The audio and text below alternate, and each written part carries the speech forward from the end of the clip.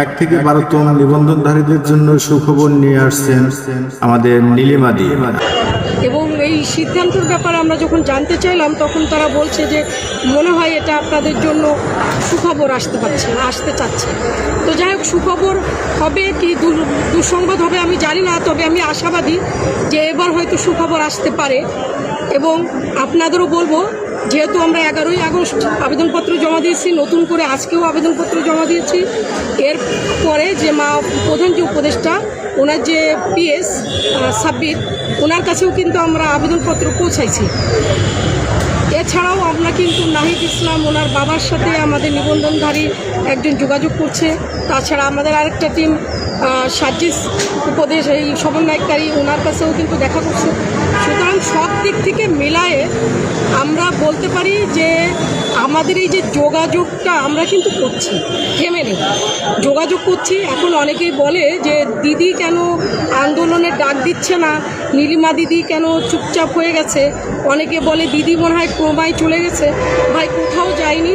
কাজ করতে গেলে কিছুটা সময় সেখানে ব্যয় করা লাগে। সারাক্ষণ যদি অনলাইনে বক করি তাহলে কাজটা কীভাবে করব? যার কারণে আমরা কাজের দিকে মনোযোগ দিয়েছি, প্রতিনিয়ত চেষ্টা করছি আমাদের বিষয়টা ভিতরে অফিসিয়ালভাবে তাদের কাছে পৌঁছানো, এবং সেই লক্ষ্যে কাজ করে চলেছি। এবং আজকে আপনাদের আমি এতটুকুই বলতে পারি, যদি তারা আমাদের ব্যাপারে পজিটিভ ভেবে থাকে তাহলে সব থেকে আমরা তাদেরকে ধন্যবাদ জানাবো অবশ্যই। কিন্তু যদি আমরা আরও 10 দিন যাওয়ার পরও যদি সেই সংবাদ আমাদের সামনে প্রকাট না হয়, তাহলে আমরা আন্দোলনে যাচ্ছি। সেই আন্দোলন খুব কাছেই আসবে, সেটা হবে আমাদের চূড়ান্ত আন্দোলন। এবং এই চূড়ান্ত আন্দোলনের আগে আমরা শুধু অন্তর্বর্তীকালীন সরকারের কাছে চাওয়া এবং পাওয়া, মাঝখানে যদি কোনো ব্যবধান থাকে না পাওয়ার, সেইখানেই হবে আন্দোলন, সেটা হবে চূড়ান্ত আন্দোলন। সবাইকে সঙ্গে থাকার জন্য আহ্বান করছি। সেই সাথে আরও একটা জিনিস বলি, আপনি যে সরকারের বিরুদ্ধে আন্দোলন করেন না কেন, তার কাছে আগে চাইতে হবে। আপনি যদি চেয়ে না পান তাহলে তার বিরুদ্ধে যাবেন, কিন্তু যদি চেয়ে পেয়ে যান,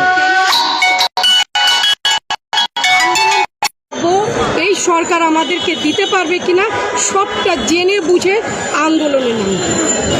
আশা করেন যেন ভালো কিছু পায়, এবং আমরাও আশা করছি ভালো কিছু হয়তো এবার পাবেন। ধন্যবাদ সকলকে। বন্ধুরা, এই ধরনের শিক্ষামূলক পোস্ট, সর্বশেষ খবর জানতে আমাদের চ্যানেলটির সাথে থাকুন এবং আমাদের চ্যানেলটি সাবস্ক্রাইব করে বেল বাটনটি বাজিয়ে দিন। তাহলে সর্বশেষ শিক্ষামূলক খবরগুলো আপনার নোটিফিকেশনে চলে যাবে এবং আপনি সর্বশেষ খবরটি জানতে পারবেন। ধন্যবাদ।